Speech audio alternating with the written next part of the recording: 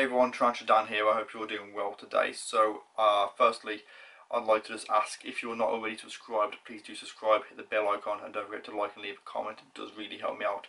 And of course, check out the information in the description. This video, I originally wanted to get this up on Tuesday, just gone. However, sort of Sunday, Monday, I wasn't feeling great. I've had a really bad throat, been a bit under the weather for the last sort of few days, and to be fair, talking was really difficult for me to do with this sort of like throat infection I think I've had. So filming it today. The video will be up tomorrow, which is Thursday, and I needed to get it up, of course. This Saturday I'm going down to Bristol for the Western Invert show, which I absolutely cannot wait for that. Of course, I'm looking forward to meeting all of you there. And so yeah, I needed to get this video done, so I apologise about my voice if it sounds weird or if I'm not very clear, but speaking is not something I'm normally very good at anyway. With my stuttering and the speed that I talk at usually, but today I feel like I have like I said, like an orange or a grapefruit in my throat. It's very hard to speak. So, but this video is very important. It's the first time I've had to talk about anything like this on my channel. I actually do hope it's the last, but yeah, very important topic. So a few days ago I came across an article by Pulp Fiction Tarantulas. If you don't know them, please check out their website. I will link that in the description to this video. That explains something that was very important to me. Since reading it, I've had numerous people sending me the information to this because of the spiders that I keep. I now have spiders that are illegal, and these are the Typhochlaena, seladonia, the Brazilian jewel tarantula. Of course I have two. Number one here, I've renamed this one Meg after my girlfriend, because this is the Brazilian jewel tarantula. Jewel, you think of gems, gem backwards is Meg, and her name's Meg, so that's where that came. And yeah, the second one of course is this one here that I picked up at the BTS. So I have two Typhochlaena, seladonia tarantulas. These are now illegal to own, I believe. So I'm going to read this post by Pulp Fiction Tarantulas, and hopefully it will sort of explain it a little bit better, and I'm going to be giving you my own thoughts on this. If you are someone that owns this spider as well, or any other Brazilian spiders, please let me know your thoughts and opinions in the comments below. It would be great to have some feedback from you. So this is by Pulp Fiction on the 14th of July at 20 to 5 in the morning. Yesterday it came to our attention that a group of Typhochlaena, seladonia that were being legally imported were confiscated at the border. Since then we have been in constant contact with our IE broker to try and gather as many facts as possible. Today Ali and I received a phone call from the US FWS. Recently Brazil has been in contact with Denmark, Germany, the United States, and I believe other European countries as well, and I decided to push the issue of species endemic to Brazil. They are now saying that any of the species were at one point legally smuggled from Brazil. We were told that it doesn't matter if they were captive bred or not, any spider produced from an illegal spider is still an illegal spider. Because Brazil has decided to make a stink of this, all future imports of any species endemic to Brazil are now prohibited, and no one should attempt to import these species. If they are also found in another location and could have been legally exported from that country, importation of those species are still acceptable. We were told that there was still no solid answers at this time, because we have such a large population could potentially be sitting on a time bomb. We were also told that if we are successful in breeding them, because of the Lacey Act of 1900 also covers US boundaries, even shipping them to another states could potentially get us in trouble. As of now, it does not look like anyone will come after you for owning a Typhochlaena, but because this is all so new, even the US FWS inspector we spoke to didn't have all the answers. We were told if there were any changes we will be notified, and we will share any new information as it's received.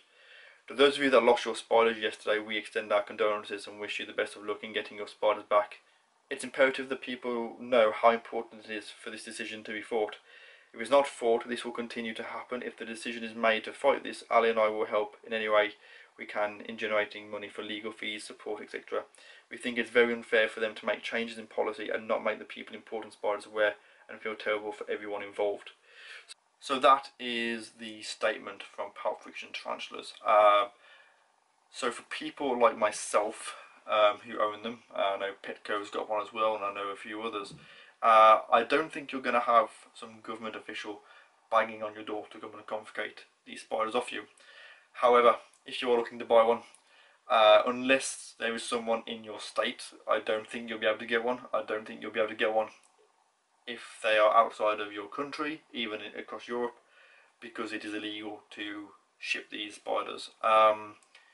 So I don't really have that much more information on it apart from that statement.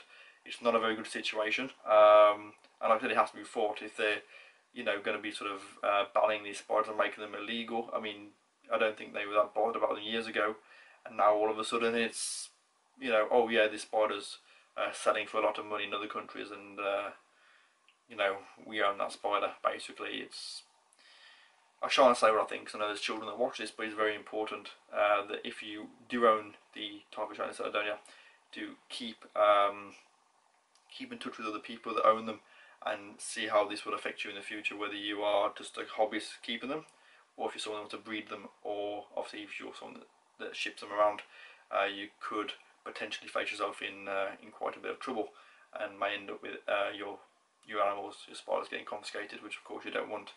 For me at the moment, I don't know what this means for me and my breeding. Obviously I have 2 females, which is good in one way because I have 2 females of what is one of the rarest spiders in the world. But as for getting a male, that might be a little bit more difficult because of course now at the shows, the likelihood of Pulp Fiction, if I were to contact them and buy a mature male off them in the future, or Spiders World EU, of course, they're from Europe.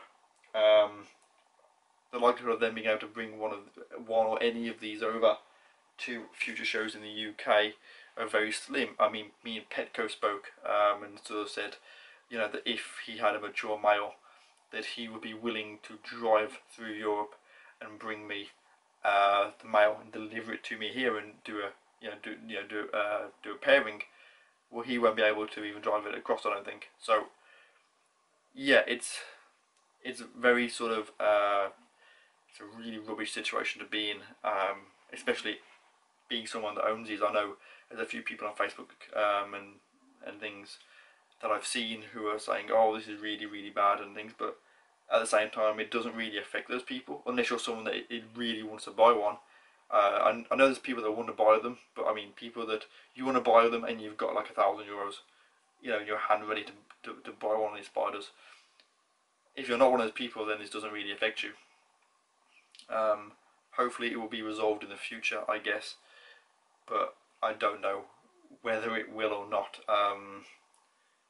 It's going to be one of those things I have to sort of keep our eye on it, and if I do learn any more information about these, then I will of course share it with you guys.